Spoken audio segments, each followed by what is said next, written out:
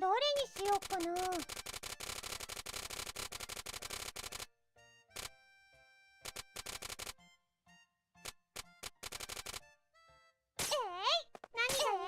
はい、何ですか？何がいいかな？何を置こうかな。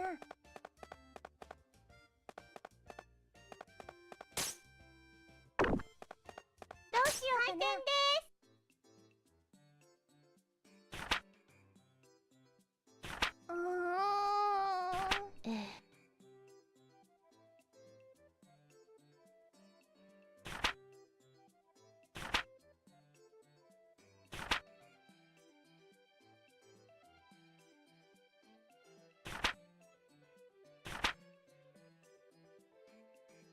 いらっしゃいませ。ありがとうございました。こんにちは。いくらにしようかな。ありがとうございました。売れたよ。いらっしゃいませ。いくらにしようかな。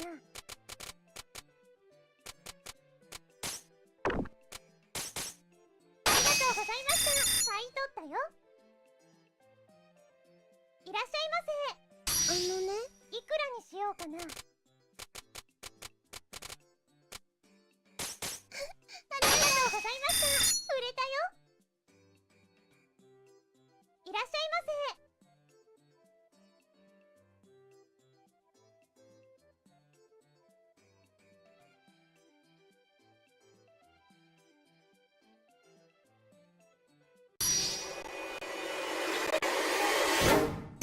So here's how common events work. It's very simple. Just click on one of these places right here. I don't know, number 1. Give it a name. My common event, like that. Set the trigger to none. We're gonna keep it at none for this time.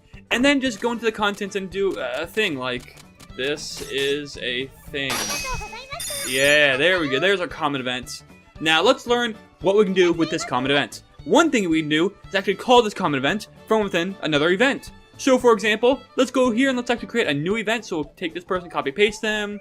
Let's give them a new image such as people2. We'll take away all this weird stuff. And instead, we'll call a common event. So all you have to do is go into tab 1 and go down to common event, select your common event, and boom, that's all that happens. Now this common event is going to be played when this event runs. And when we go talk to the event, this is a thing. There we go, the common event is playing. And that's really all there is to it. And you're thinking, well, what's the point of this? This seems pretty useless. All you're doing is just calling another event from somewhere else. And the reason you want to do this for certain things is for repetitiveness. To have an easy access point to manipulate a large amount of events that repeat, like times and stuff. So here's an example. Say for example, every time the player obtains an item, you want a certain sound effect to play, like a good sound effect, like a ding, like a chime or something. But let's say, I don't know, you want to change that chime. Well, the thing is that if you play the sound effect every time you get the item, you're going to have to go back throughout your entire game and look for every moment where you can obtain an item and change that sound effect. Or, you can call a common event whenever you obtain the item, and that common event plays the sound effect. Then, whenever you want to change the sound effect, or add other features to when you get an item, all you gotta do is change the common event itself, and you're pretty much good to go. And that's one of the most basic things you can do with common events. Just simply have one basic function that you repeat multiple times, so you can have an easy, accessible point for you to manipulate this single function. However, common events actually have secondary functions, and that's to be called from skills and items. So for example, let's go to one of the item rights here. Let's go to our super potion, and let's set it so in the effects, we'll go to other tab, common event, and call our common event right here. And this means whenever this potion is used, our super potion, it's going to call our common event. So now I've set it so this NPC gives us our super potion. So, got the super potion. Now when we go to our items, use our super potion. We're going to use it on T. Now the common event will actually be played saying this is a thing. So let's actually get another super potion. Let's go run around over here, go into town maybe. Go wherever we want to go. Oh, there's a cutscene playing. Yeah, whatever. Cool stuff. go to item, item, item, use it on T again, and once again, the common event is going to play. So this can be used in a lot of different creative ways. So let's say, for example, we have Lucius right here, which is actually not a member of our party yet. Let's actually make an item that adds Lucius to our party. So to do so, let's go to our common event and actually just do change party member, Lucius, add, and initialize. And this will make it so when we use the item, it'll add Lucius to our party. Let's also rename the item to summon Lucius. I have no idea if I spelled that correctly. We'll set the damage to none since we're not going to be doing any damage, just summoning him. And we'll set this icon to be something like this right here, the potatoes, because Lucius is a potato. And let's also set the scope to none so it just automatically plays. And now with our brand new summon Lucius item, we'll use it and boom! Lucius is now in our party because we use the item and there he is. And of course, since the item is consumable, that means we can only use it once, which means we can't get like infinite Luciuses added to our party and stuff like that. Though that shouldn't be a problem anyway. Now let's actually try making an item that allows you to change your name when you use it. So now let's go to tab 3, go to name input processing. We'll set it so actor T has a maximum of 8 characters that can be input for the name. So we'll do that. Then that's pretty much all that we have to do. Just go to items, we'll set this so change name of player. And that's all you gotta do. And now, once again, if we go into our items, go to our change name of player item thingy, it'll call the common event, which will allow us to change the name of T. So we'll just call her A. Hit OK, and boom, now our new name is A, all because we called that common event with our new item. So as you can see, while there is a limited amount of stuff you can do with items, if you combine it with common events, you have pretty much limitless amount of powers you can use and stuff. And that's really all for this tutorial. But don't worry, we have much more to do with common events, such as these fun triggers right here. I can hardly wait to get into those. So yeah, that's all for now. Until next time, RPG Maker tutorial end.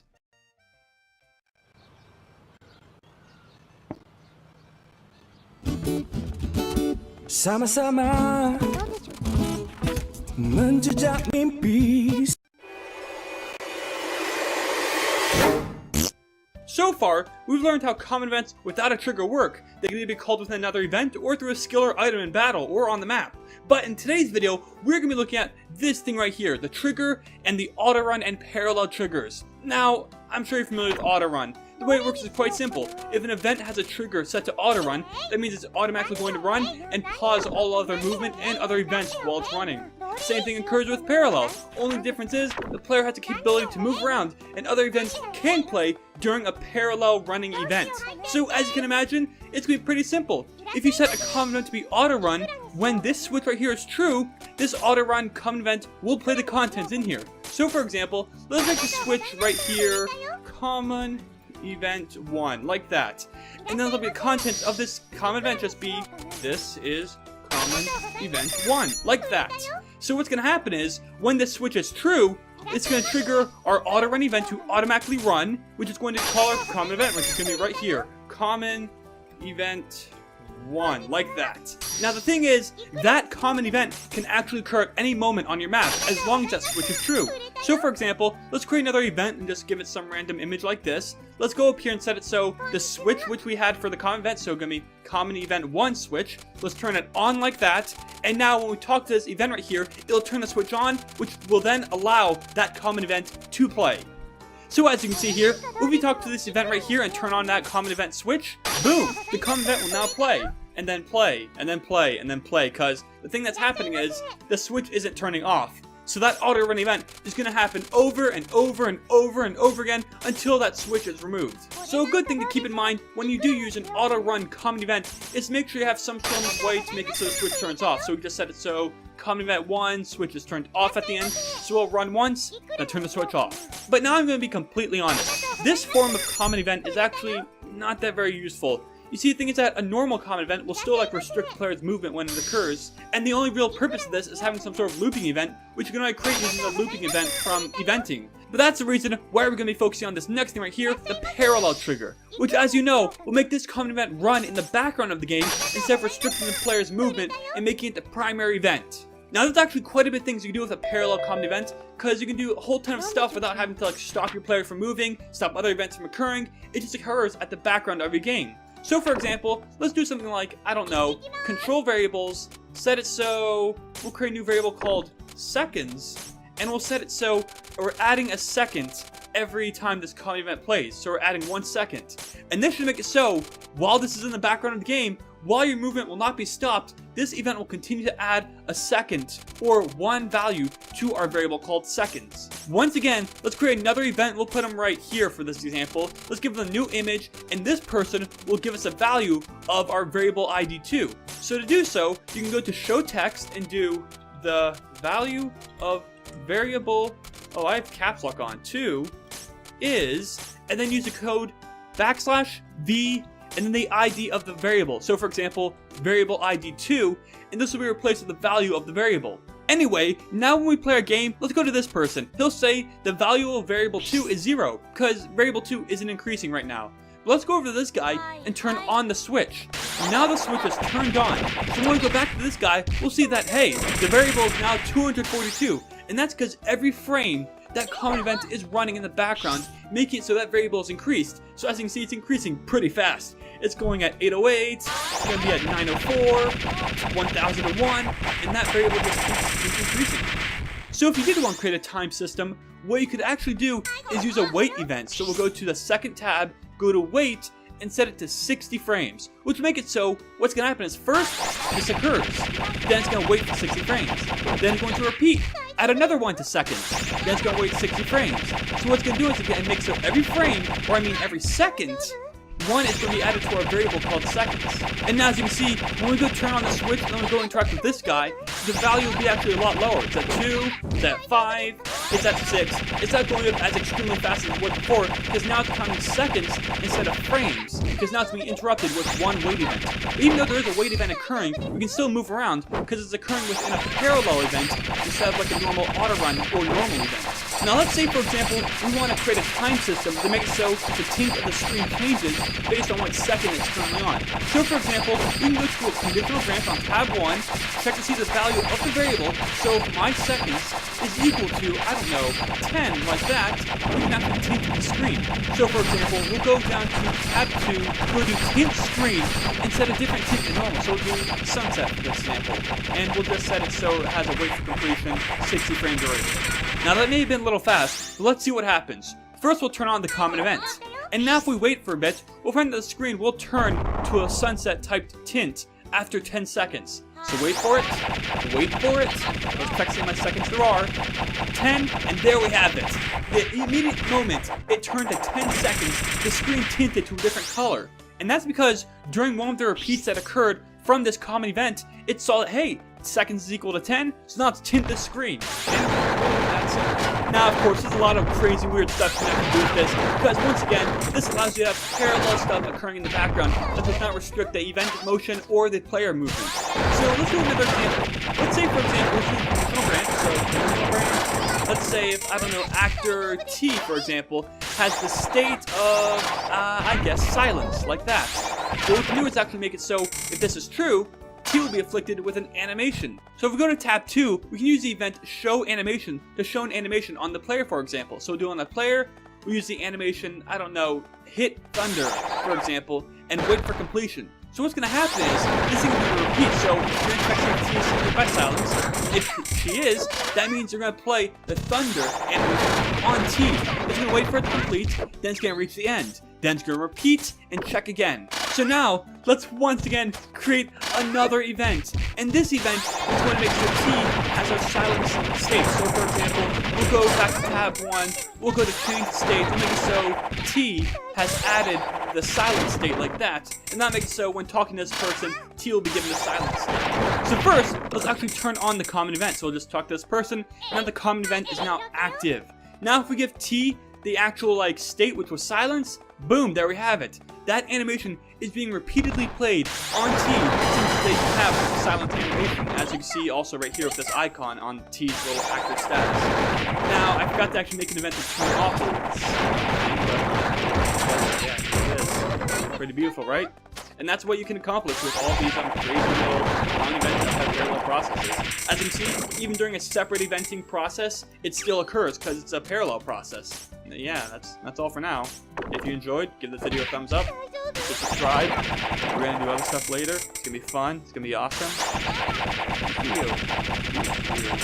If you have any ideas what you can do with parallel processing with your common events, leave them in the comments below. And that's all for this tutorial. Until next time, RPG Maker tutorial ends.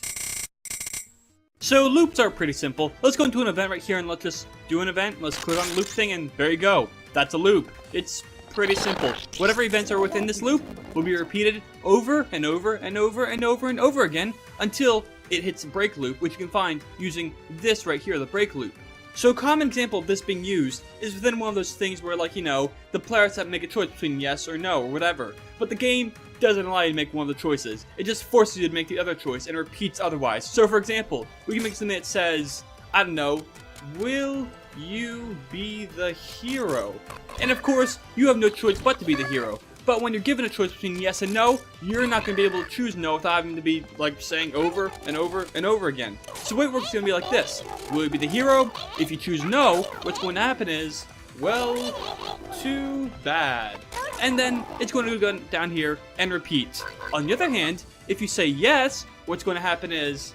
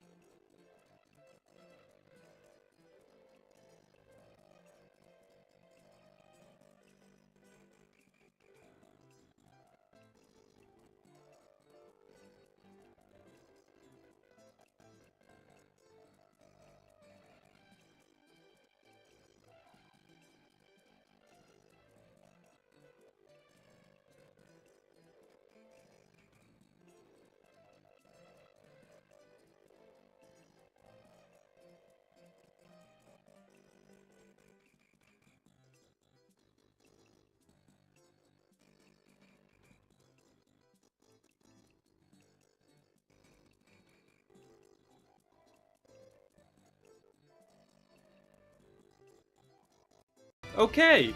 And then it will break the loop like this by doing the break loop event. Then at the very bottom, we'll do something like, you are now the hero. Like that. So now when we talk with this event, it'll ask us, do you want to be the hero? We'll say, no. Well, too bad. Will you be the hero? No. Well, too bad. Will you be the hero? No. Well, too bad. Okay, fine, yes. Alright, you're now the hero. And that's the way it works, pretty much. And of course, there's nearly infinite different things you can do with the loop. So for example, if you want to restrict the player from using a certain name, so we'll go into tab 3, we'll do name input processing, we'll set so T can be input name of 8 characters. Then we can create a conditional branch by going to tab 1, conditional branch, go to tab 2, actor.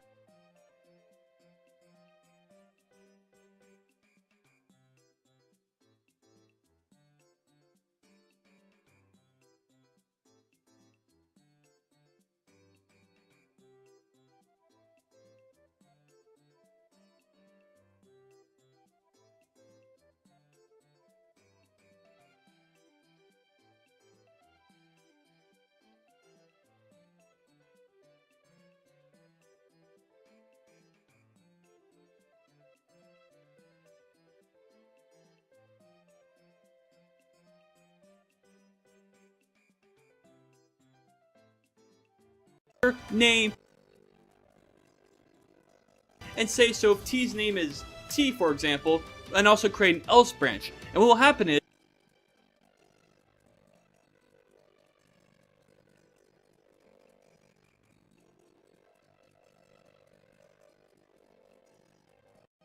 if T name is T, then nothing will happen. But if it isn't, then we'll break out of the loop. Doing so will make it so if it's any other name besides T, the loop will end. But if it is T, it'll force you to redo it over and over. So for example, input a name, we'll just leave it as T, and then I'll just redo it over and over. We can't stop. But if we set it to something else like Tia, then boom, we're done, we're good, we're ready to go. And that's all for this RPG Maker MV tutorial. Until next time, RPG Maker tutorial end. You know what's confusing? Animations. So let's get straight into it. To start off, let's create a brand new animation, just 121, go down here, select new animation, and let's go. So the first thing we're going to do for our new animation is we're going to go up to the name part, we're going to name our animation. So I'm going to call it Butts. So next we're going to choose the image or images. These are just going to be, the images used. So obviously, as usual, RPG Maker MV is going to have a whole ton of different default images you can choose from. So I'm going to go right to something like Darkness 1 and choose all this. But before we choose it, let's do two things. Number one, let's count the amount of frames. So we're going to do 1, 2, 3, 4, 5, 1, 2, 3, 4, so that's going to be about 20 frames, minus 1, so that's 19 frames.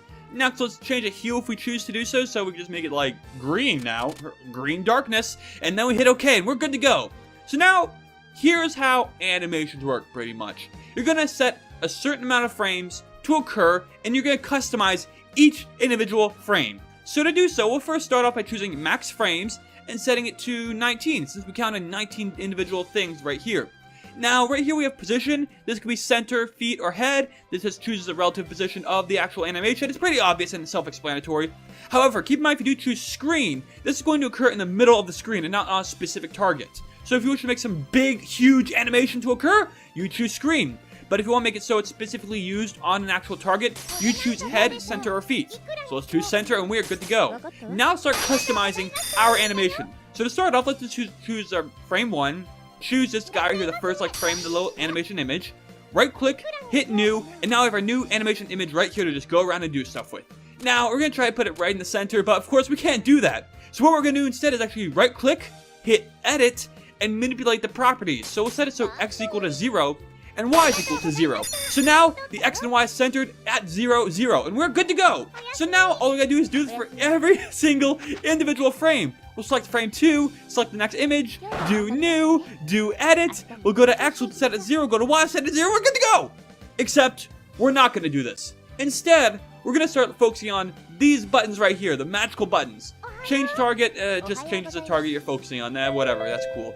Paste last, just paste the last thing you placed on the previous frame. So if you're on frame 2, select paste last, and that's the same frame as frame 1. It's, yeah. But no, we're getting frame 2. Screw you, frame 2. And then we're set max frame back to 19.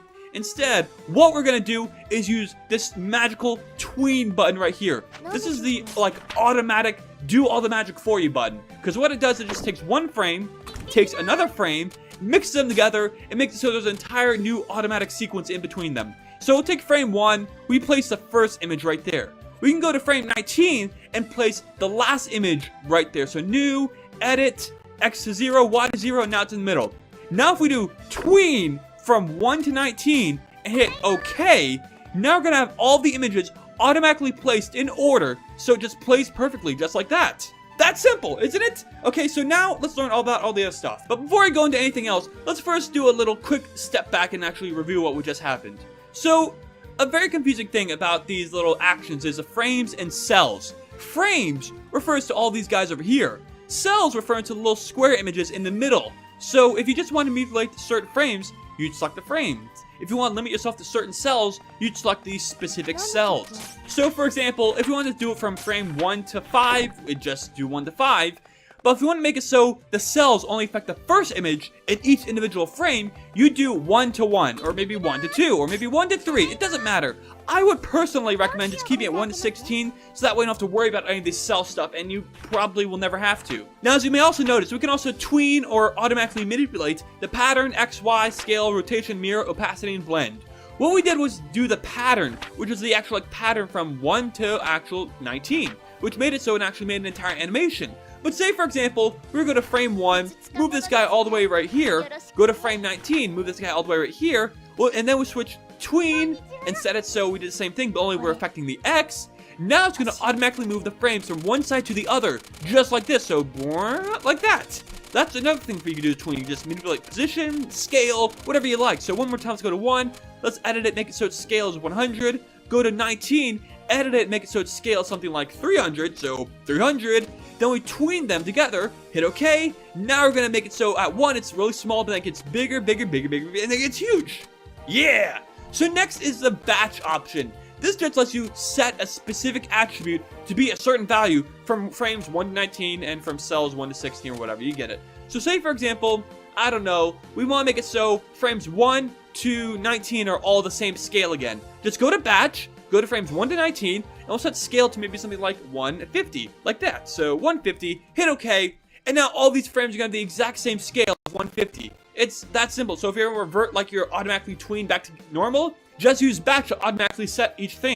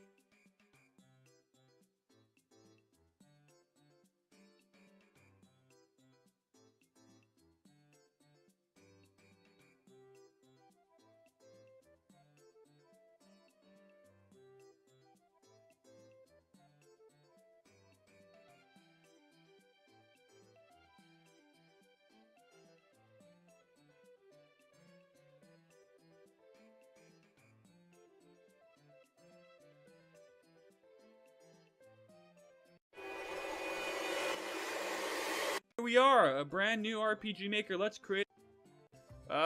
Wait, it's these, right? The pixel, the sys type.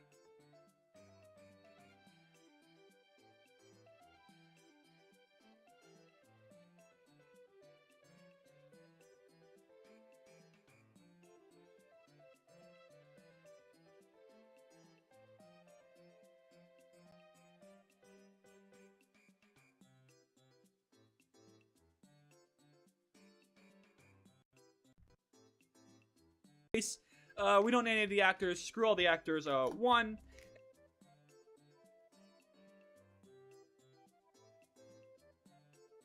And then instead of Harold, we're gonna have our best. Quick. All right, so paintbrush, bulk photos online thing. Let's add some.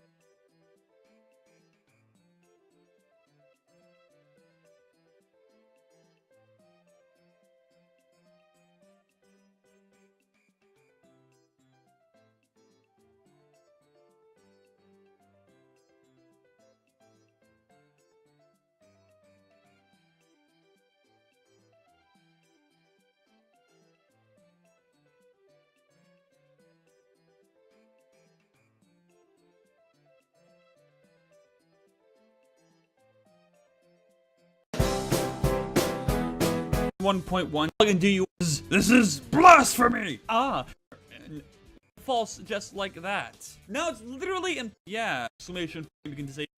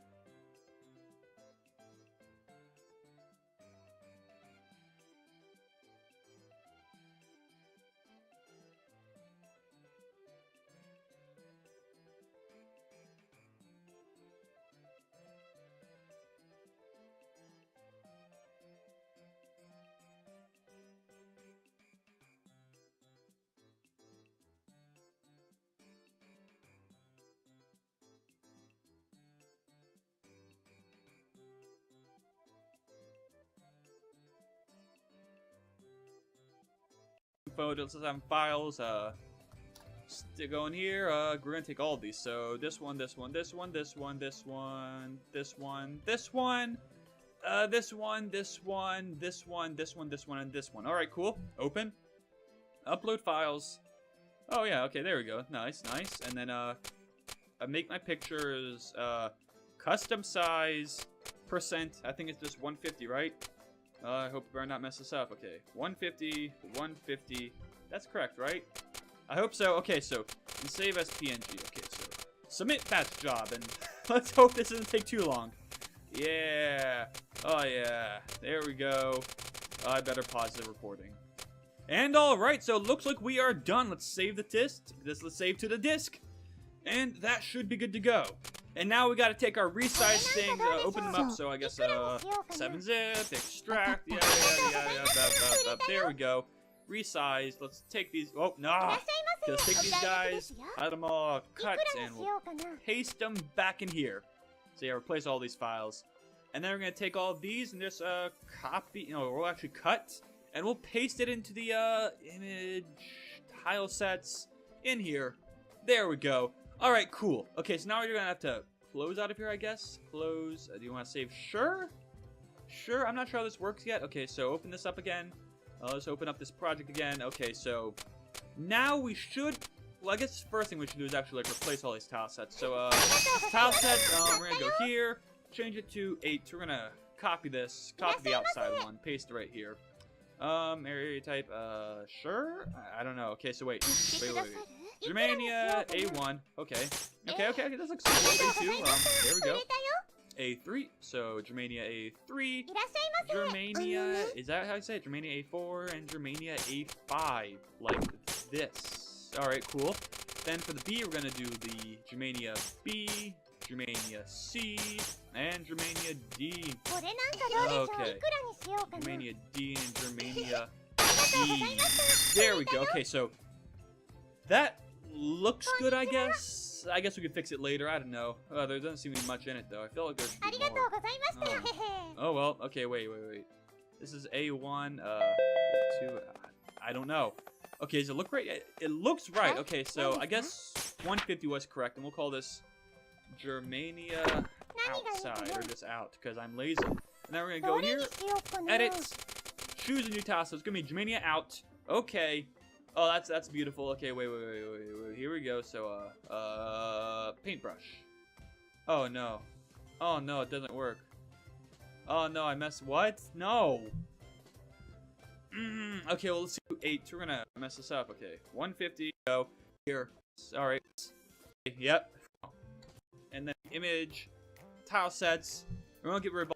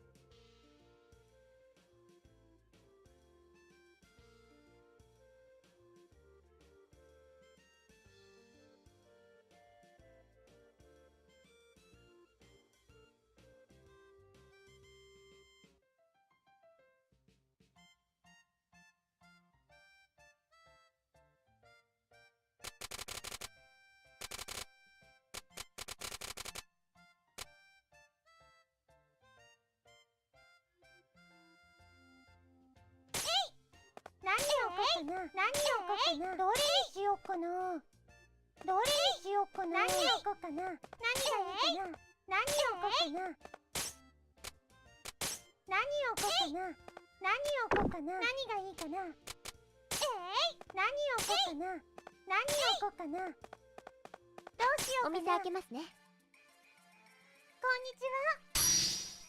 いくらにしようかな。ありがとうございました。売れたよ。いらっしゃいませ。ようかな。ありがとうございました。売れたよ。いらっしゃいませ。いくらにしようかな。ありがとうございました。売れたよ。いらっしゃいませ。いくらにしようかな。ありがとうございました。売れたよ。いらっしゃいませ。いくらにしようかな。ありがとうございました。売れたよ。こんにちは。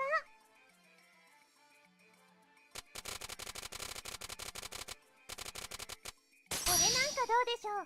いくらにしようかな。ありがとうございました。売れたよ。いらっしゃいませ。いくらにしようかな。ありがとうございました。売れたよ。いらっしゃいませ。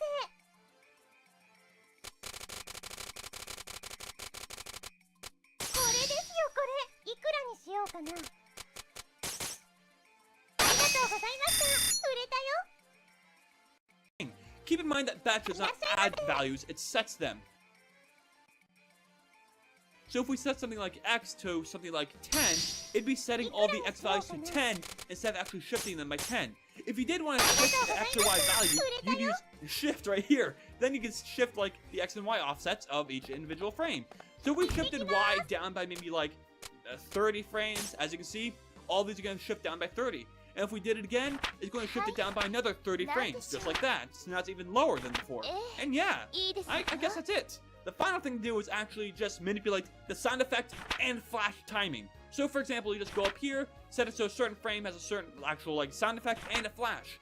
So let's go and look for something like right here. We'll make it so at this point, frame 9 right here. So frame 9, we'll play the sound effect gun 1 for no reason whatsoever.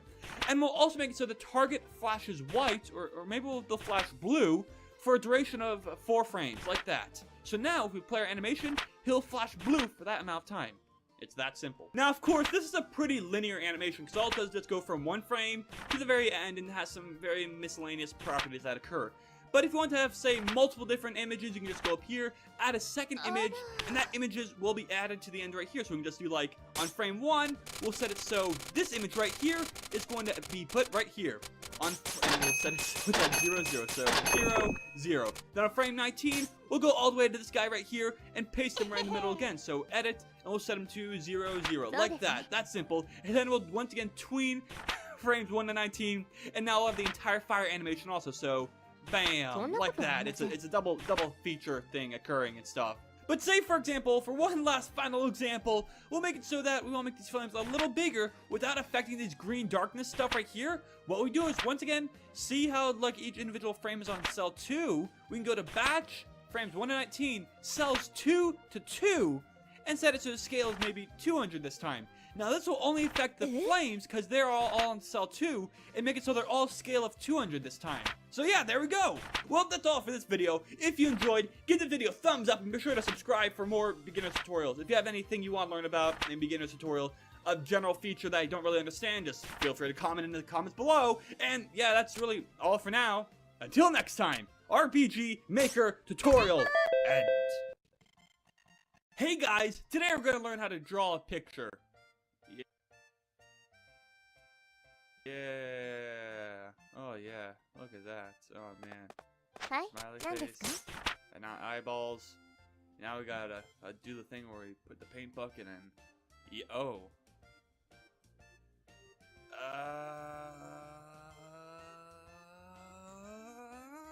There we go. Alright, good. So in order to show some pictures in your game, the first thing you need to do is actually get a picture in your pictures folder. So let's go to game, open folder, go to the images, go to the pictures folder, and then place all the pictures we wish to use in here. So I'll just right click, paste, and there's our smiley picture. Now in some random event, on the second tab, you should find the show picture event, And this is where you can show your picture. So let's select the image section right here and select our smile picture. Hit OK, and we'll be good to go. Let's set the X and Y something like, I don't even know, 300 or 100, doesn't really matter. Set the origin to center, and then we'll hit OK.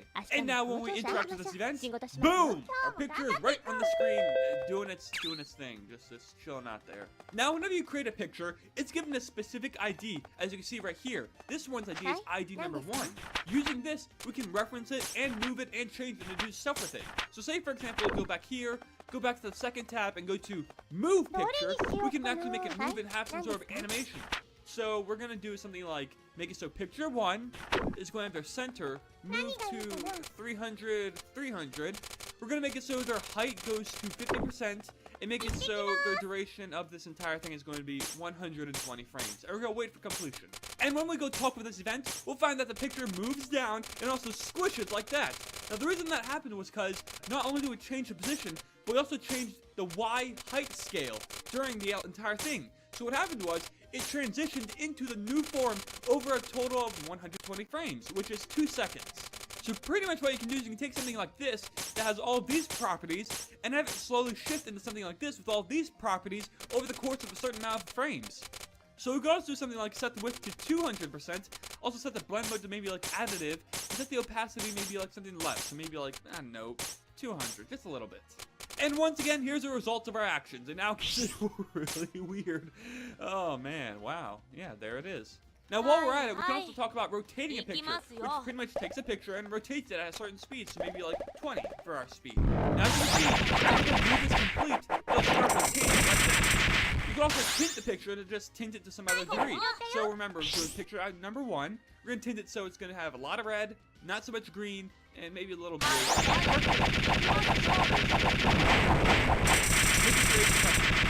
set it to completion.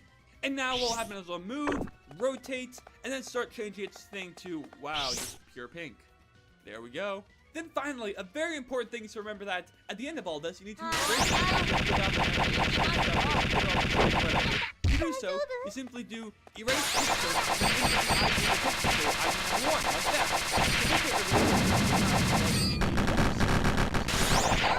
And now we'll talk this person. Picture will move, it'll rotate, it'll change its little thing, and then it'll just now I'm sure you're asking, this is cool, this is awesome, what is the point of this? And the answer is a lot of stuff, actually. You can make character images appear during dialogue, just like this. Whenever you open a treasure chest, you can make the item appear just like this. Or as opposed to using show text to show one side, just use in order to make a picture, all you do is make it -400 of X, move it to the 0 position, and then just play the dialogue. After the dialogue's over, we can actually move it back to its -400 position, just like this. And then we can end the entire thing by erasing the picture, just like that. And now when we talk about dialogue, when we're done, it'll move the image back out.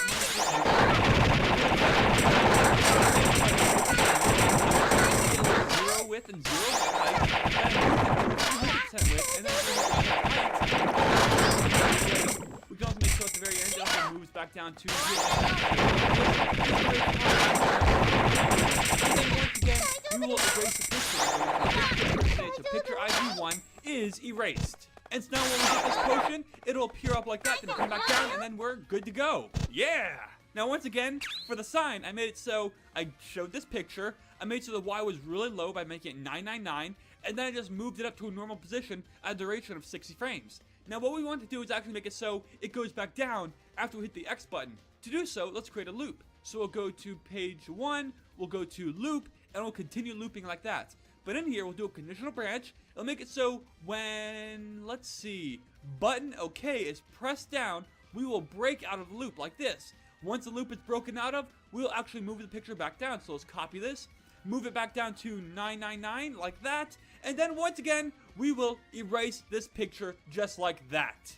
And now when we interact with the sign, it'll bring up the image. Then when we push the X button, the image will go back down. And yeah, that's about it. So as you can see, there's a wide variety of uses show picture events can use and do and stuff. So yeah, that's all for this video. If you enjoyed, you should give this video a thumbs up. Be sure to subscribe for more beginner tutorials, and that's all for now. Until next time, RPG Maker Tutorial ends.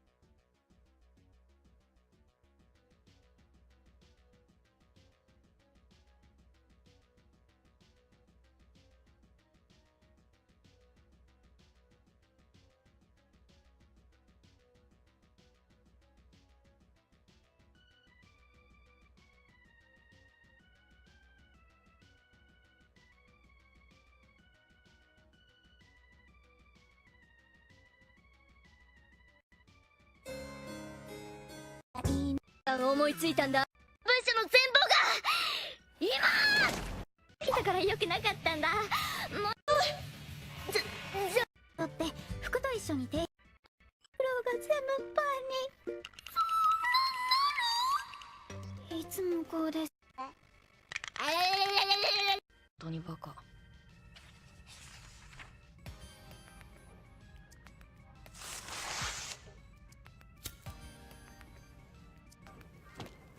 読んでみ。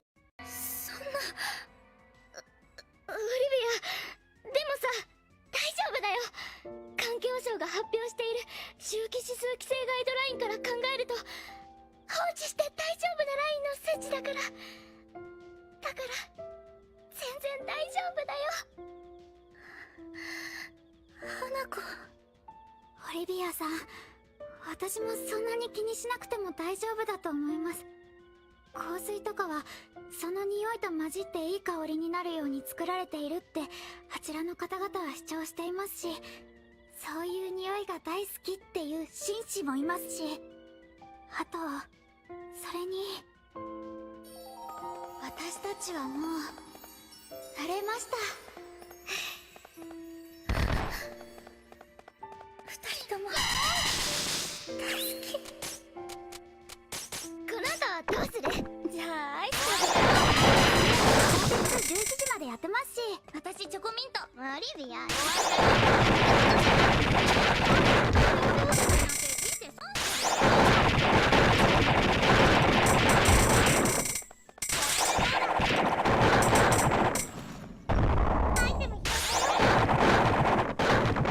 これほっぽってアイス食べるのかな。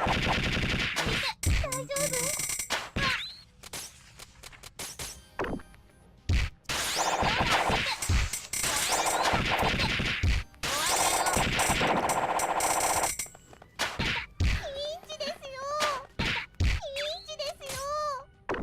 残ったこの本どうしよう。とりあえず全部コピーしてこの中の世間の情報を使ってもう一度交渉してみましょう。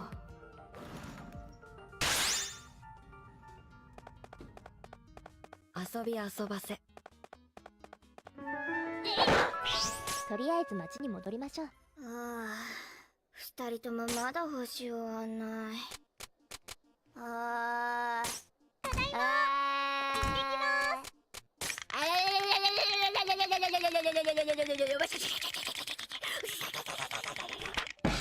誰もいないからどんな顔でもできるんだ。私だけ補習先に終わったんだけど、どうしよう。入りにくい。花子さんの気候やめて、ちょっと経ってからくらいで入った方がいいよね。前も突然入ったらひどい状態になってたし、いきなりはやめておこう。かすみさんの机の中、そういやノートパソコン入ってたんだった。まずい、それはダメ。だってその中には私の長編対策の BL 小説が。やめて、見ないで。これ OSXP じゃん。かすみさん物持ち。うわ、パスワードとか入れなくても立ち上がる。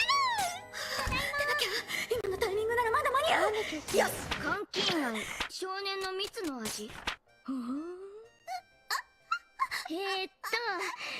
優しかった卓球部の先輩が主人公を突然体育倉庫に閉じ込める。やめてください。何をかかな。僕は見慣れたはずの顔に向かって悲痛に叫んでいた。どうしてこんなこと。いきます。どれにしようかな。そこには私の秘めた欲望が詰まってるの。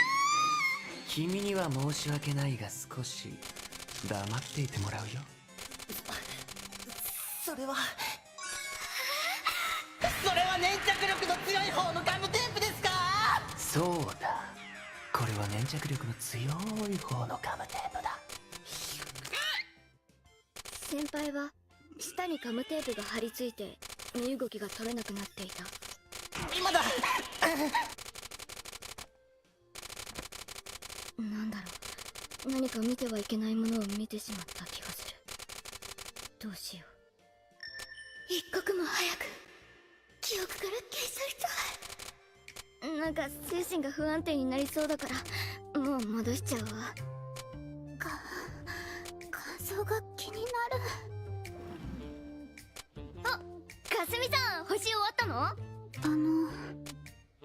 その見ました？にゃい。何がいいかな。どれにしようかな。何しようかな。その質問絶対私の行動一部始終見てた。全然関係ないこと言ってごまかさなきゃ。あださん、かすみさんって意外と電波だよね。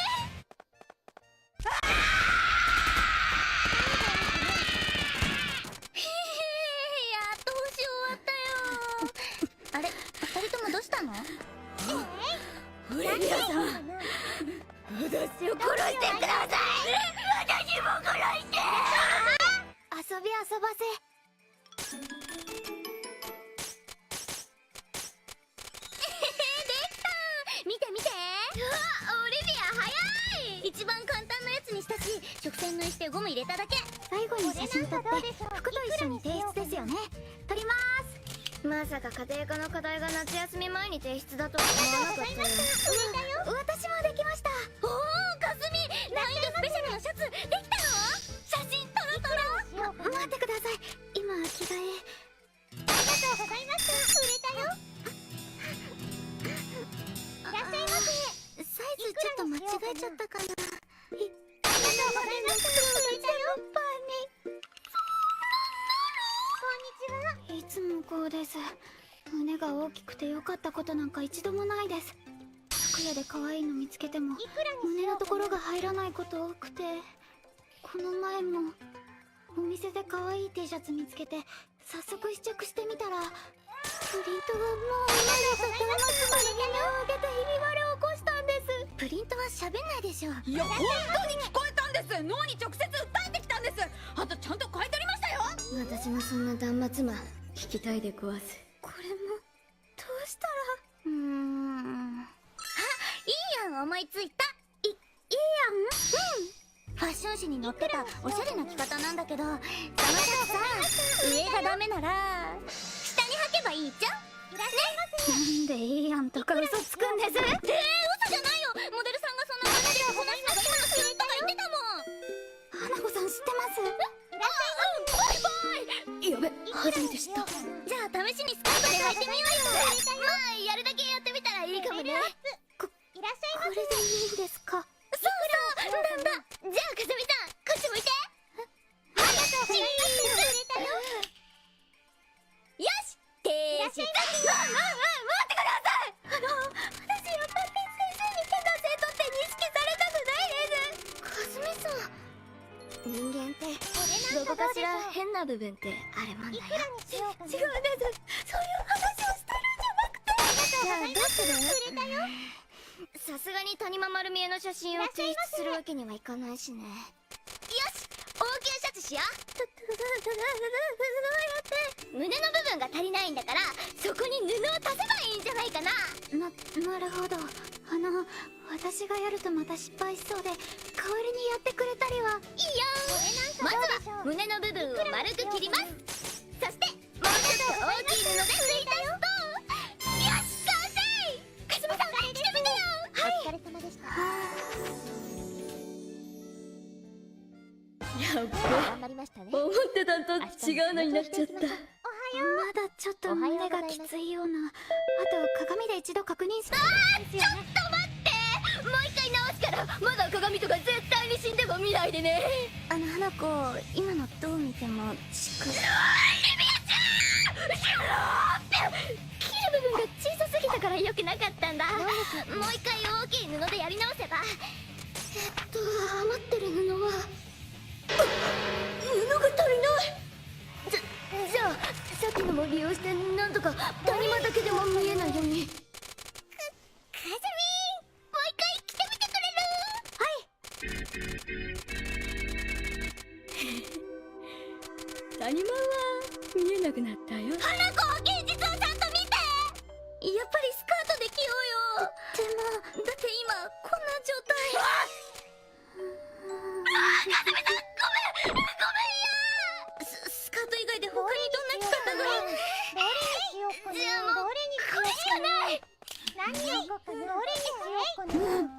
私は何をしたらあなたに償える？提出するときに先生に説明するの一緒にしてください。どうでしょうか。あとは花子だけだけど、花子は何作ったの？かすみさんの後ですごくやりにくいけど。じゃあ浴衣にしました。すごいじゃん。花子さん、あえて空気読まない作戦が。私も浴衣の方が作り慣れていたからそっちにすればよかったです。そうだったの？だったらなんでシャツにしたの？誰も選ばなかったからつい冒険心で。じゃあ早速写真撮ろうよ。待ってね、今着替えるから。あら。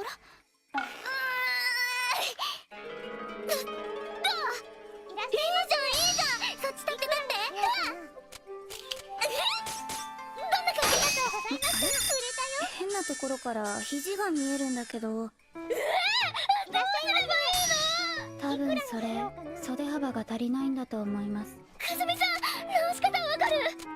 はい。ありがとうございました。やっぱいいや。その顔絶対何か企んでるし。まあ私に任せてください。かすみさん、私に出さないで。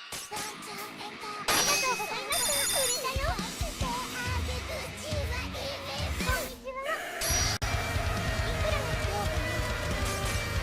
ありがとうございました。くれたよ。こんにちは。いくらにしようかな。ありがと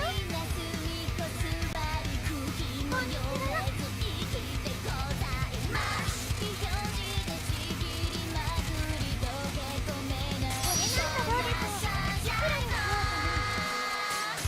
ご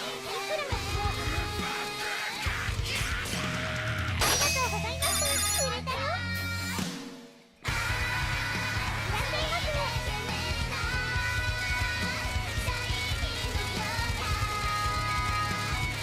にちは。だるまさんが転んだ。殲滅対象に見つかることなく背後を取り、音もなく任務を遂行する潜入技術である。1845年にリチャード・ロドリゲス少佐がミッションの成功率を上げるため取り入れたのが最初と言われている。なんだこれ。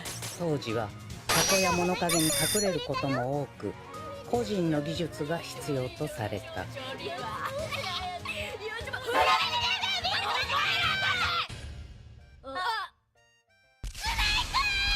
スネークじゃねえし。現在は高額明細を取り入れることで誰でも簡単に潜入することが可能となった。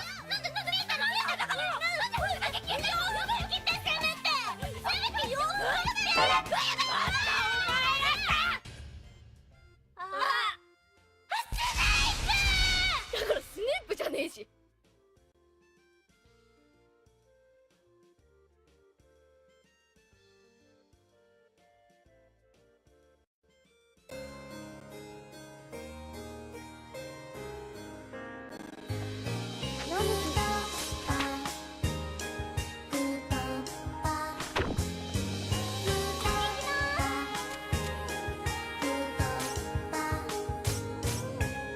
影踏みの早いこと重ねて僕らは出会った話の葉とかくれんぼ始まりは小さな嘘ひふみさらって手と手をつないでも愛の言葉言えなかった言えなかった桜の花散る窓に絡まってく縄跳びあの子ちゃんベリーあの奇跡濡れたハグプル遊びそれぞれのなくした願い取り替えて文化祭振り出し戻る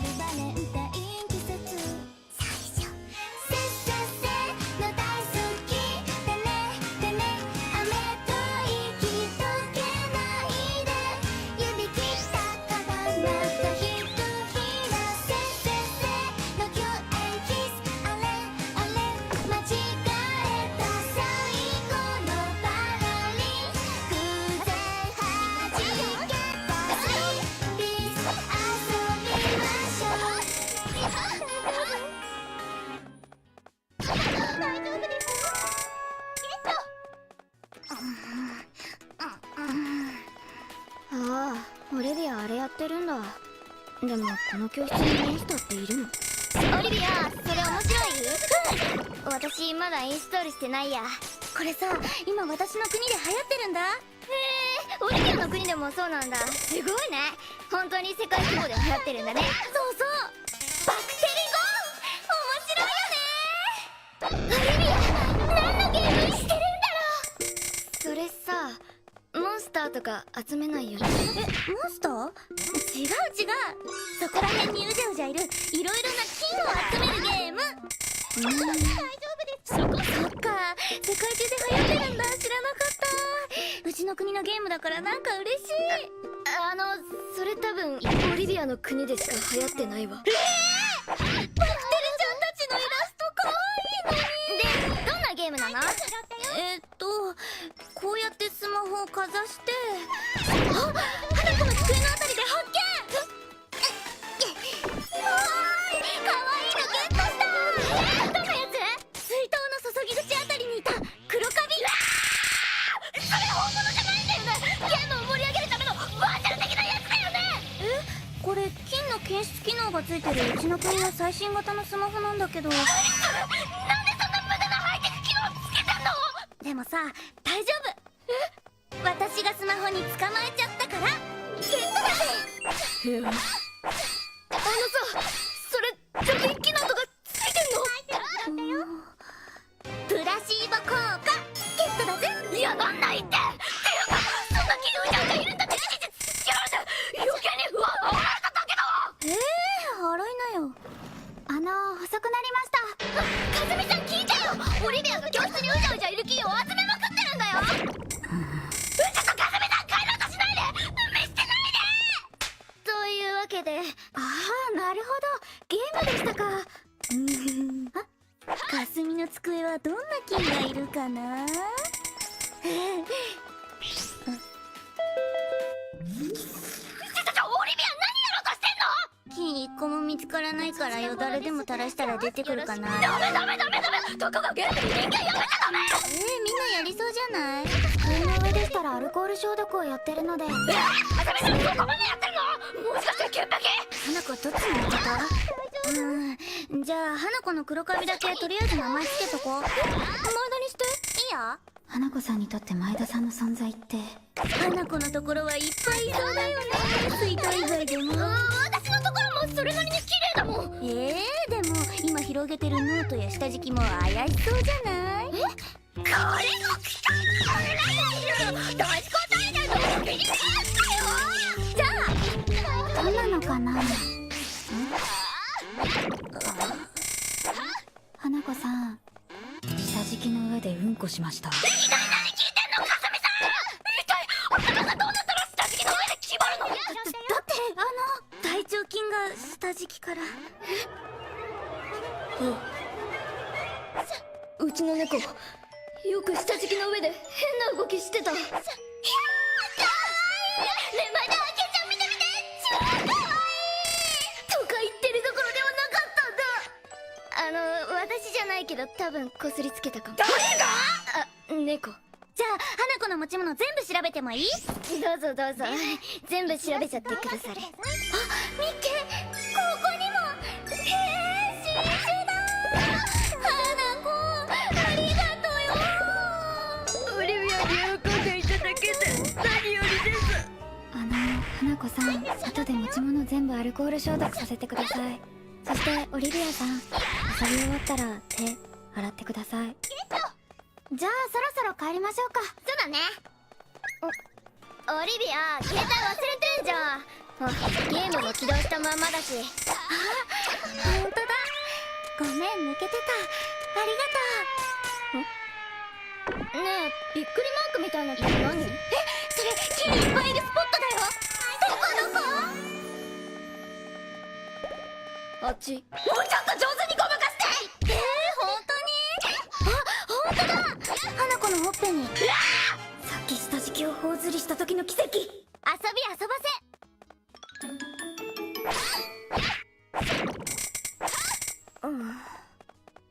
オリビアとかすみさんと一緒に服を買いに行ったけど、私なんでこれ買ったんだろう。どうしてお店に飾られてる時は素敵に見えるのに、家に帰ると微妙に見えるの。どうして店員さんのお似合いですの魔法の言葉が家に帰ったら溶けてしまうの。誰か頭のいい人教えて。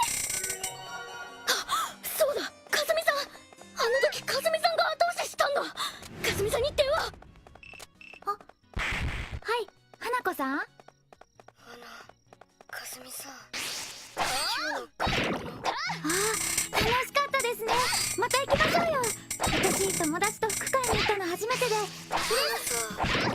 私の買った服微妙じゃなかった。え？ね行きましょうか。え、なんでかすみさんあの時いいねって言ったの？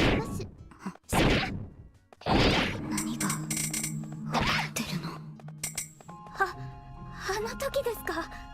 そう、あの時どう思うって聞いたじゃん。ねえねえかすみさん、これどう思う？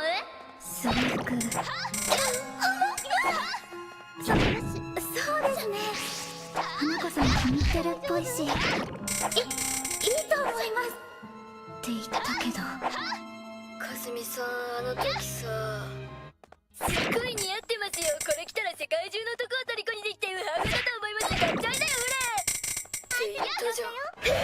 なんでそんな風に記憶が改ざんされてるの？思います以外合ってない。いや待て、記憶の改ざんが激しいってことは、それきっと私じゃないです。私その時トイレに行ってて、本当はトイレに行ってたのオリビアさんだけど。じゃああれ言ったのオリビア？はい。ごめん、勘違いしてる。オリビアに聞いてくる。許して言います。大丈夫？何花子、どうしたの？さ、今日買った服のことで。結局どんなの買ったの？見てみたい、すぐ送って。あれ？うん。来た来た。かわいい。ねえお兄ちゃん見て。オリビア、ちょっとやめて。何話してるんだろう。それお兄ちゃんがシルエットだけなら童貞を殺す服みたいだって。え、この服着て殺すの？童貞を？童貞のみを？童貞なんか悪いことした。死の保存をしようとしないからという理由で神の怒りを買ったとか。ちょっと待って、調べるから。え、何を？でも待ってよ、生き物は生まれた時はみんな処女と童貞じゃん。だったら7歳以上の童貞が神の怒りを買ってしまうの。世界最高の子供を産んだ父親、インドで96歳。すごい。つまり96歳で初めて童貞を捨てたとしても種の保存はできる。ってことは97歳以上の童貞を殺せというのが神からの使命なのか。識別できるのかこの私に。いや多分無理。こうやって検索してるんだし、童貞を殺す服も検索しちゃえば。でも黒画像が出たら嫌だな。花子、もしかして童貞を殺す服って知らない？調べてみなよ。大丈夫？え、うん。あれ？可愛い画像しか出てこない。秘密保護法。それかフリーメイソンの陰謀。ねえねえ、今度その服着て原宿に行こうよ。お兄ちゃんが童貞狩りできるよって。原宿ってさ、マックスみたいに。でも原宿で童貞が殺されたってニュース見たことない。政府がマスコミに圧力をかけてる。これが国家権力による情報統制。一般人行ってもいいよ。いいじゃん、行こうよ。私も可愛い服着てく。かすみとかこんな服着たら一発で殺せそう。おっぱい袋作れそうだし。かすみさんサバイバル能力とか意外と高そうだもんね。遠距離射撃とか得くいそう。キューピッド的な？童貞を殺しても罪には問われないんです。あなたの心を盗みましたぞにはなるかも。ハート泥棒だね。心臓とっちゃう。なんて猟奇的だか。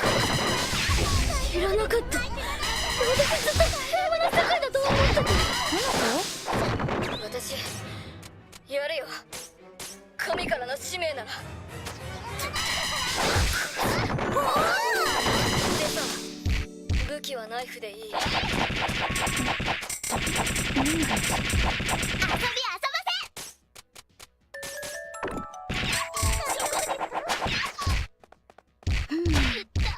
オリビアは何やってるの？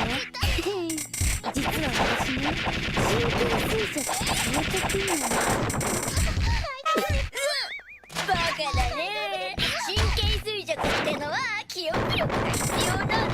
勉強できないオリビアが得意なわけないじゃん。見てなよ。いくよ。これとこれ、これとこれ、これとこれ、これとこれ、これとこれ、これとこれ、これとこれ、これとこれ、これとこれ。やったー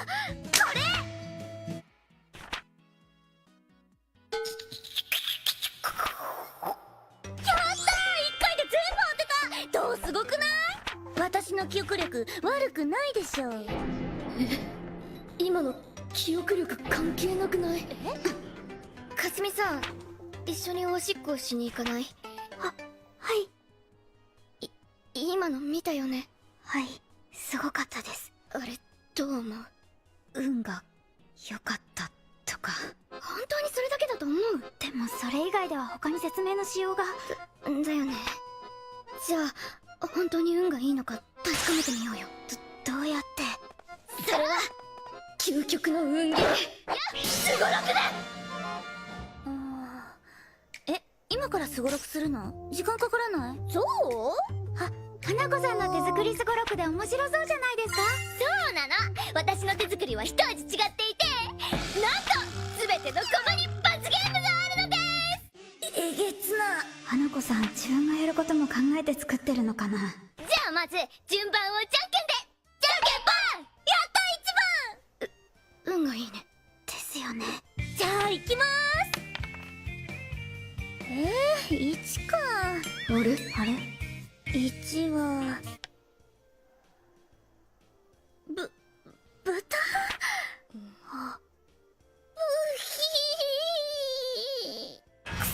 かわいい。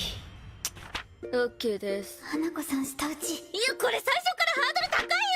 じゃあ次4は電柱におしっこしてる犬の真似。メスでいいですよね。いや、電柱にするのは片足を上げるオスの方でしょ。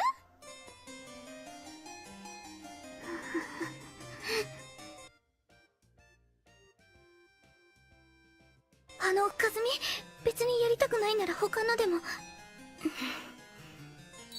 ずみさん渾身の放尿ポーズ、最後まで見届けてあげよう。ジャラジャラジャラジャラジャラ。かずみさん、お疲れ様です。オッケーですよ。花子さん、私もこのすごろくやりたくない。よよ、かすみさん、まだ1巡目ですよ。これからが本番なのに。これは人を狂わせる魔のすごろくだ。じゃあ次、私でーす。6だ。6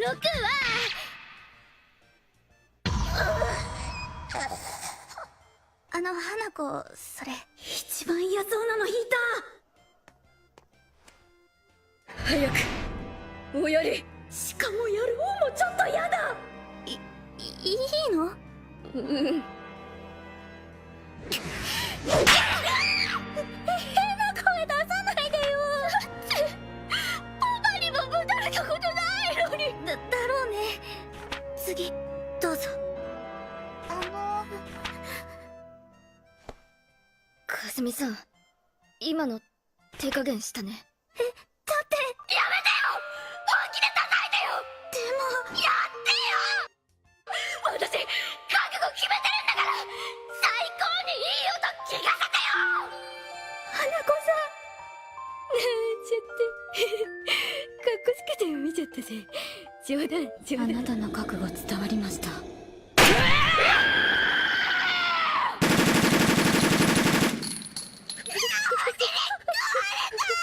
がご所望だったのですよね。じゃあ次どうぞ。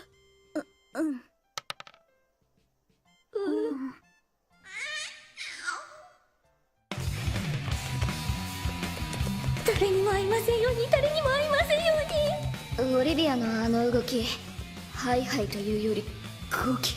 あ、生徒会長。オリビアさん、ちょうどよかった。ちょうどアソケンのことで聞きたいことがあったのですよ。文化祭の企画まだ提出してませんよね。どうしよう、なんか逃げちゃった。待ってください。オリビアさん、人間ってのは4足歩行より2足歩行の方が早く動けるのですよ。無理ですよ。こっちこっち。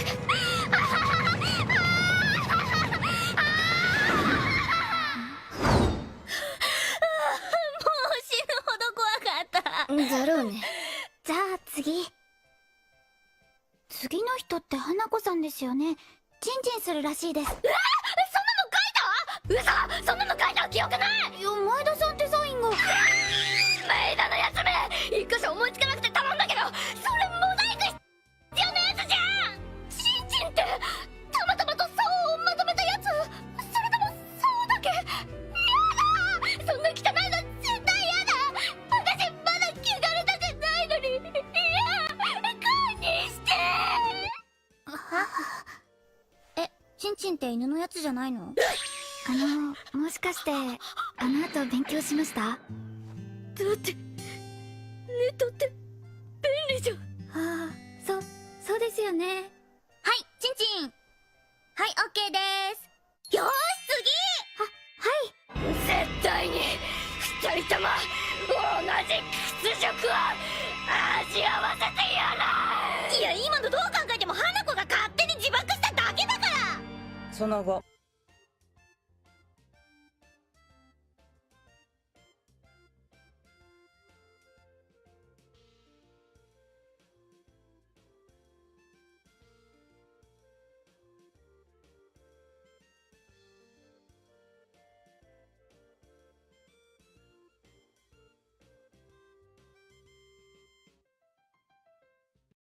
花子の呪いのような視線を感じながらすごろくは進んでいった。生ぬるいわ。コアラってどんな鳴き声でしたっけ？待ってね、今動画を探すから。ちょっと満足そうな顔してる。思ったよりつまんなかったって顔してる。さらに数巡目、先生。え？なんだ？次、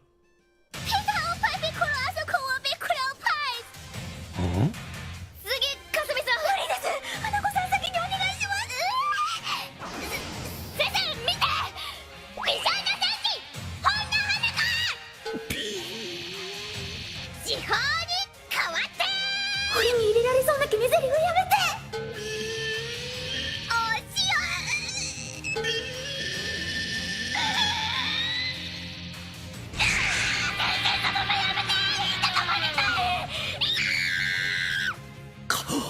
しまった。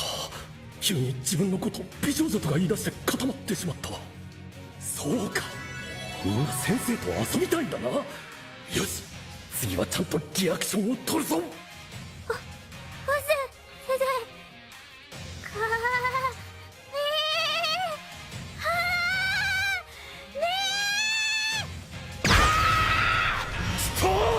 生。やるぞ、やられたふり。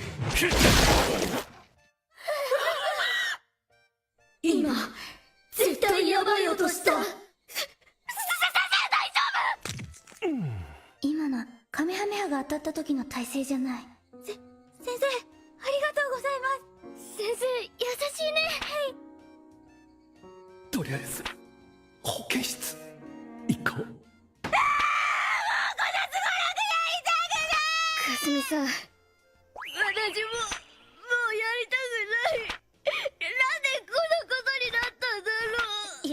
子が作った。そしてみんな最後の力を振り絞って。か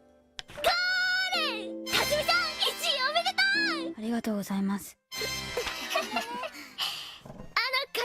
一緒におしっこしに行こう。ねえ、結局オリビアって運良かったの？どうでしょう。別に罰ゲームの被害が少なかった気もしませんでしたし。じゃあさ、あの神経衰弱、あと考えられるのは超能力が使えるとか。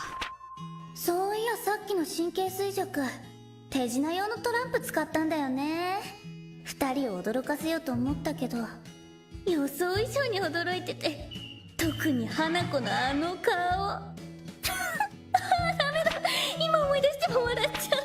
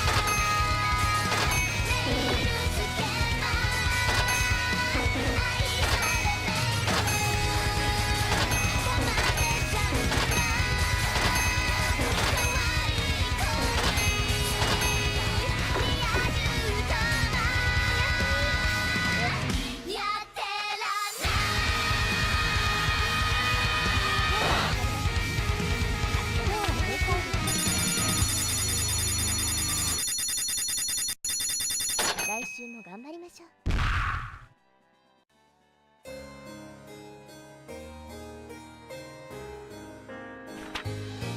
おめでとう。今週は招集いたしました。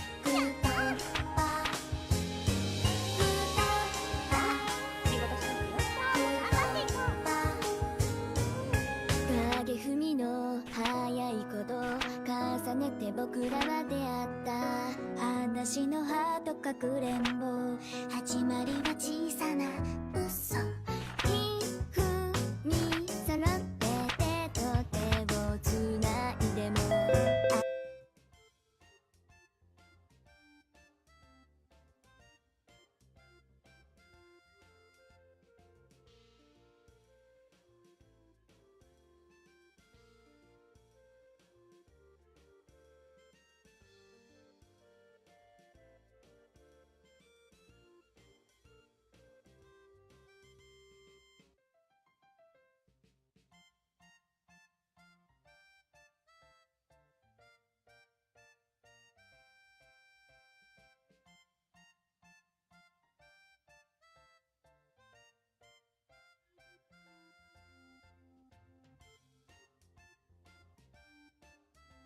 愛の言葉言えなかった、言えなかった。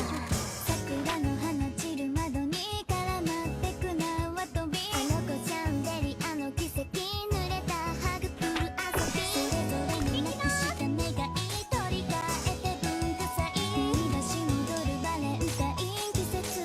最初せっせっせの大好きでねでね、雨と息溶けないで、指切ったからまたひとひら、せっせっせの共演キス、あれあれ間違えた最後のパラリン、偶然弾けたスリーピース、遊びましょう。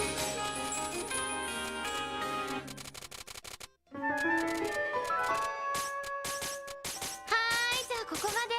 次は小テストをしますから、今日の授業で習った単語を覚えておいてくださいね。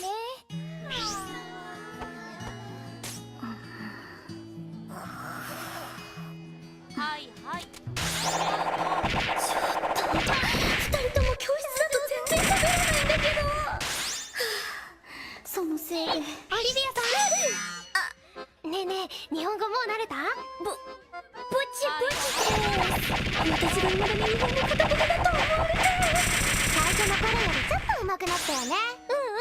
うんでさっきの授業で教えてほしいところがあるんだけど。まただ。ネイティブの英語と受験英語はちょっと違うかもです。そうなの？だから事前に聞いた方が確実ですよ。分かった、そうするね。ありがとう。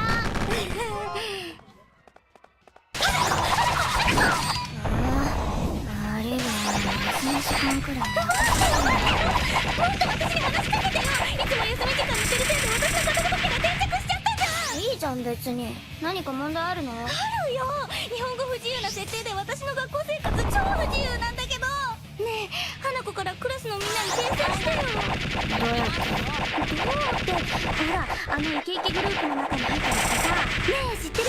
オリビアちゃんって実は日本語ペラペラなんだって軽く噂流したりすぐ広めてくれそうじゃん。私にそれを求めるなんて、この2階の窓から飛び降りて尻で着地しろって言ってるのと同じもの。それどういう意味？花ってこと？花子なら微妙にできそうなのがとにかくお願いなんとかして休み時間終わっちゃったじゃん。それからどうしたの？こんなこと考えなければよかった。はじめまして。早く皆さんと仲良くなりたいです。よろしくお願いします。緊張しすぎて片言になっちゃった。じゃあオリビアさんは本田さん、お隣さんなので学校のことを僕に教えてあげてください。よろしく。アイテム拾ってよ。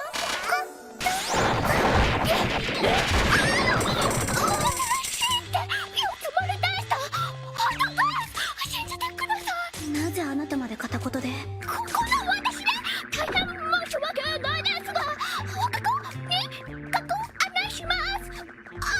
オリビアさんの日本語すっごくお上手ですね。そうなんです。この子新しいおもちゃ人間？うわ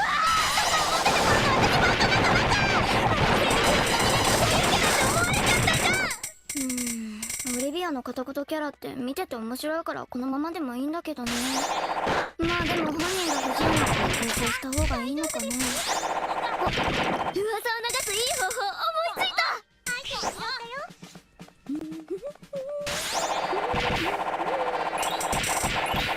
これだよ、回し読み用の手紙で、私が発信源じゃないふりしてみんなに回せばいいんじゃん。とってもいいぞ私。これ回ってきたんだけど読んだらみんなに回してってさ。回すなら LINE とかで流せばいいのに。知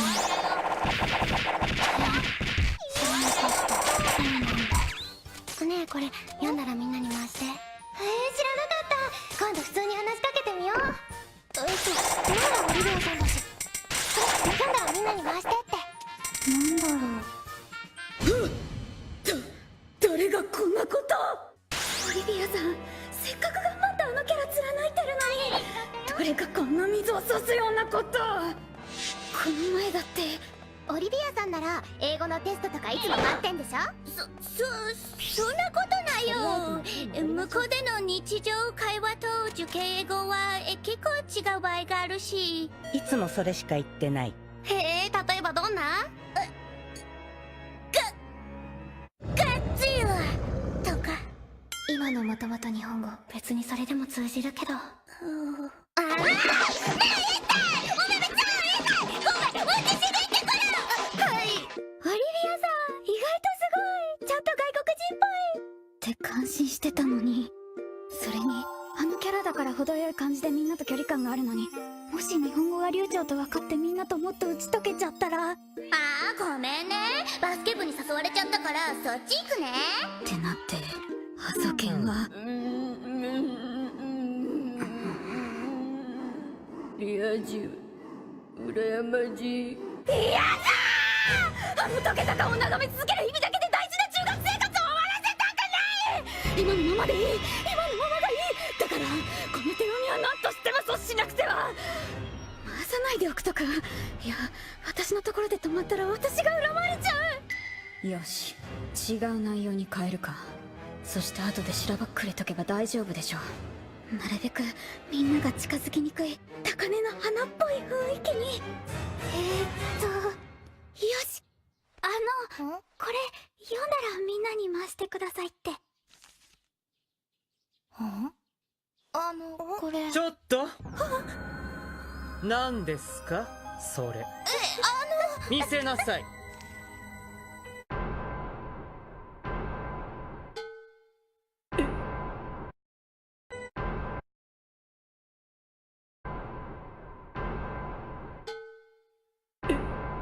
すごい。オリビアさん、これ本当ですか？今以上にすごいことになってるじゃん。違います。嘘です。なんだ、違うのか。残念。皆さん、授業中に手紙を回すのは禁止ですよ。オリビア、さっきのなんで否定したの？そうですよ。せっかく高嶺の花っぽい演出したのに。遊び遊ばせ。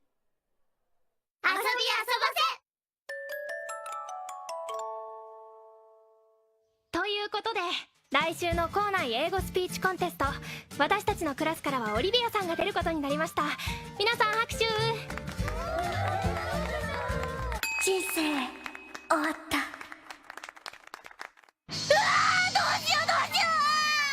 おめでとうございます。もうダメでしょ。死ぬしかないでしょ。委員長直々の推薦で満場一致の決定だったよね。なんで二人とも止めてくれなかったん？いえ、止めなきゃって思ったのですが、なんかみんな喜んで言い出しにくくて、私勇気が出ませんでした。ごめんなさい、オリビアさん。いいよ、分かったから。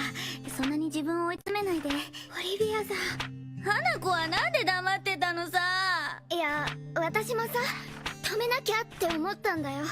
でもさ、オリビアの自分からまいた種で取り返しがつかなくなるって状況を見てたらさ、笑いこらえるので精一杯で何もできませんでした。自分の作った罠にはまる脳みそピーナッツくらいの動物みたいだよね。花子ゆうさんはただいま。どうすればいい？できます。ねえ、どうすればいい？お疲れ様。今から勉強すればいいんじゃないかな。そうですよ。今からでも間に合いますよ。さあ努力した分は裏切らないよ。今からでも頑張ろうよ。二人とも勉強したくない。やりたくない。バカなのこの子。でもちょっとでもやらないよりは。無理だね。たとえやったとしても1が 1.5 くらいになるだけだから、1が9にはなれないのよ。クズみたいな言い草だけど理屈はまあ理解できる。私は近道したいの。1週間だよ。たった1週間でペラペラになる方法。そんなの私が知りたいです。じゃあやっぱり死ぬしかないじゃん。ああ、お待ちなさい。だったら最終兵器だけどこれを使おう。前田に電話。何でしょうか、花子さん。うわー、心臓止まる登場の仕方やめてよね。いえ、私は常に花子様のおそばに張り付いていますので。あれ、そういえばかすみさん今回はそんなに驚いてないね。そりゃ見えてましたから。通りで変な角度で座ってるなーって思ってたんだよね。で、お話は全て伺っておりました。そうそう、それで頼める？あとキモい。かしこまりました。キモくないですけど。それからどうしたの？これは前に花子様が破壊した光一君を改良して作った最新型アンドロイド、オリビア・ニュートン・アインシュタインです。あれ、オリビア撮ったの？すごくない？いや、なんか顔の造形がパパの持ってたやつと。お父様が？それのせいでママとすごい喧嘩したことあって、なんだっけかな。ダービー人形？似てないと思います。前田知ってるの？はい、おじい様が何体も持っておりまして。それと作りが似てるの？いいえ、決して。おじい様秘蔵コレクションのダークワイフの顔の部分をスキャンして貼り付けたりなんかしていません。前田ちゃんなんでそんな雑な作り方してるの？おじい様のお気に入りの一品で。まあ似てるからオッケーってことで。花子でこれの性能はどれくらいですか？花子様、英語で何か話しかけてみてください。ハロー。はーい。うわーすごい、ちゃんとオリビアの声じゃん。はい、おじい様は英語が堪能でしたので、いろいろと喋っていただき、それをオリビア様の声に加工いたしました。 How are you? Hi! So, thanks. How you doing? Today I had sex with a man 4 times, and I'm gonna have an exciting sex with a cool guy tonight. うわーすごいね、ペラペラだよ。6の発音が超綺麗。花子さんすごい、ちゃんと聞き取れてる。何でも話せるのですか？おじい様がご存知の単語は全部入れておきましたので、一通りは。みんな遅れてごめん。あれこれ、あ、先生見て見て、すごいでしょ。おじい様と前田が英語ペラペラのオリビアを作ってくれたの。でもオリビアさんが出るんじゃ。やだよ、勉強したくない。これでいいじゃん、みんな幸せになれるよ。でも頑張れば上手くなるかもしれないし。 Shut the fuck! Fuck this! Go to hell! I'll fuck you! この人すっごい元気。ちゃんとした単語は喋れるんですか？おじい様がご存知の隠語しかインプットしておりません。今、インゴって言ったよね。じゃあ今から急いでこのスピーチ内容をインプットすれば。そうか、綺麗な単語も今から入れればいいのか。 Decent language? Me? Speak decent language? そうそう。 No, no, no! I wanna talk dirty! このアンドロイド、自我が芽生えて自己主張し始めた。どうする？どうしましょう。調子にます。オリビアが同じような顔になってる。わかった。じゃあ喋らなくていいから安心して。 Really? Yeah! Fuck you! で、先生どうするの？最後の手段で。結局クラスで一番英語が得意な生徒に代わってもらいましたとさ。オリビアさんが喉を痛めて代わりに私？いいですよ。初めからこうすればよかった。先生、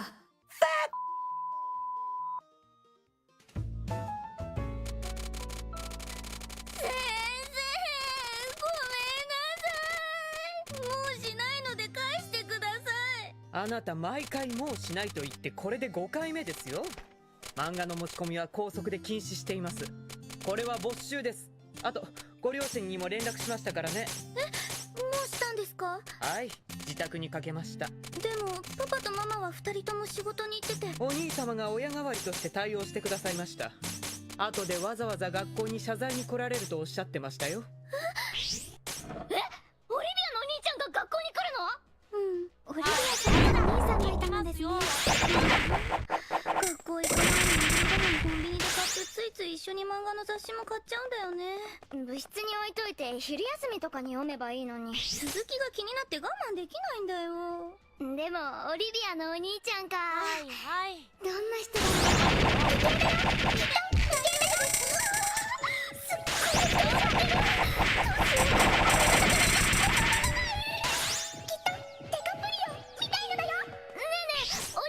ちゃんって彼女とかいるの？いないんじゃないかな。高校生とかですか？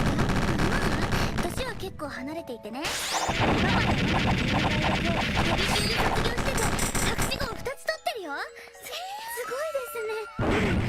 言ってることいつも半分もわからないんだけど、私お兄ちゃん面白いからいいね、仲良くて。そう？はい。大丈夫？私は姉にそんな感情を抱いたことないです。私も弟にそんなこと言われたことないです。オリビアのお兄ちゃん、これいいんじゃない？こんなに懐いてるのなら性格もいいだろうし、オリビアにお姉ちゃんって言ってもらう人生もいいんじゃない？子供は14歳、人生設定で今まさにベースを構築中。お兄ちゃんもついたの？今校門の前？守衛さんが通してくれないの？あ、分かったよ、今から迎えに行くから。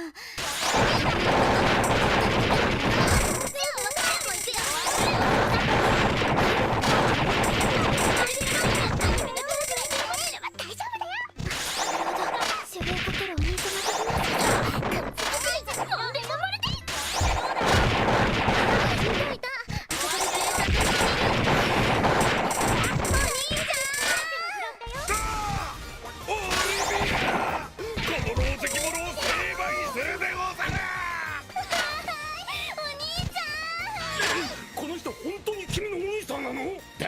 何度も申したであろうに、このボンプが。すいませんでした。まったく、これでか下界はスカヌなりよ。下界って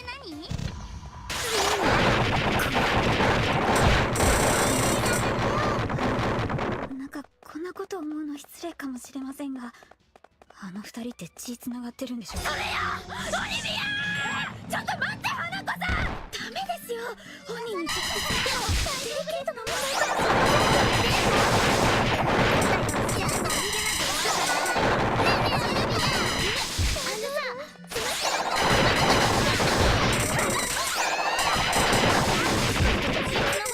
思ったの？まさに愚問。我られっきとした兄となり。いやでも髪の色とか。メンデルの法則を知らぬ己の無知をひけらかすでないが、父上と母親の遺伝子に鑑みれば何の不思議もないでござる。ほれ、我が家オリビア氏と同じ汚れなきブルーアイズを刮目するがいいでござる。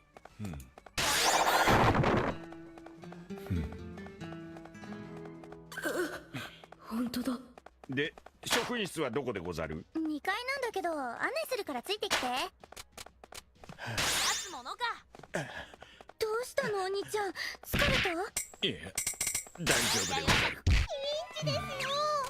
女子中学生の香りが強すぎて膝の矢傷がうずいてしまったでござる。生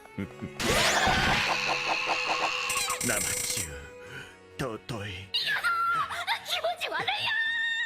それからどうしたの？お目通り叶いまして光栄至極。オリビア氏の愚兄が参上いたしましたでござる。とりあえず家に戻りましょう。はあ、先ほど電話に出られたお兄様ですね。あれ、電話だともっと普通の人かと思ったのに。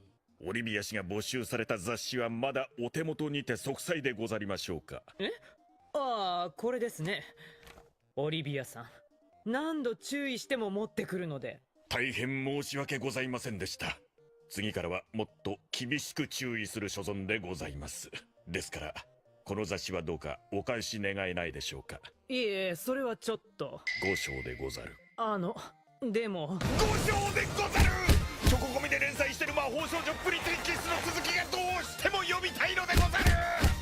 悪の組織エロティカ軍団に捕まったキスの親友ベロチューの安否がどうしても気になるのでござる。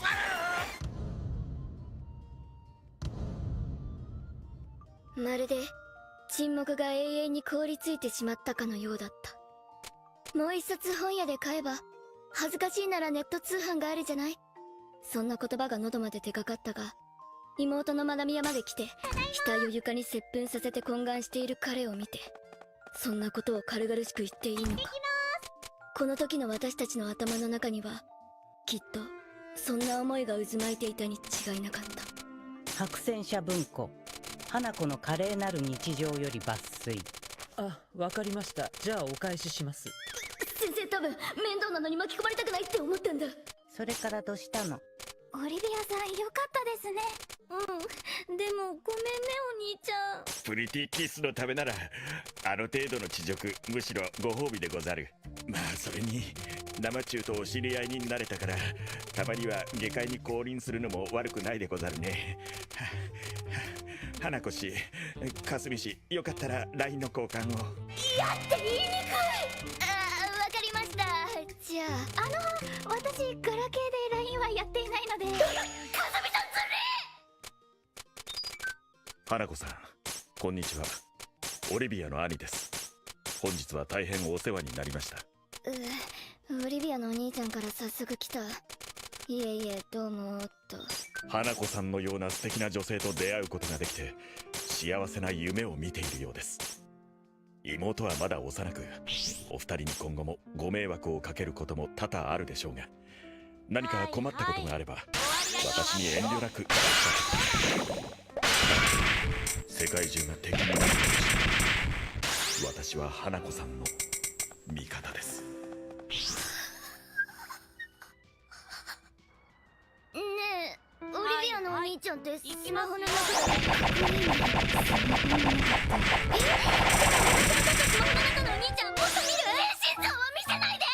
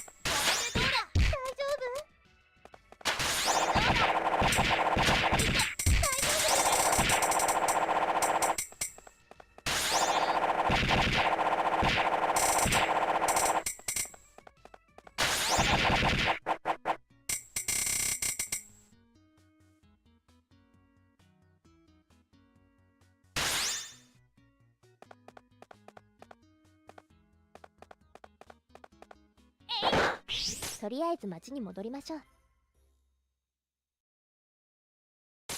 お疲れです。お疲れ様でした。今日も頑張りましたね。明日もこの調子でいきましょう。仕事しますよ。今日も頑張っていこう。おはようございます。おはよう。なんで？そうですね。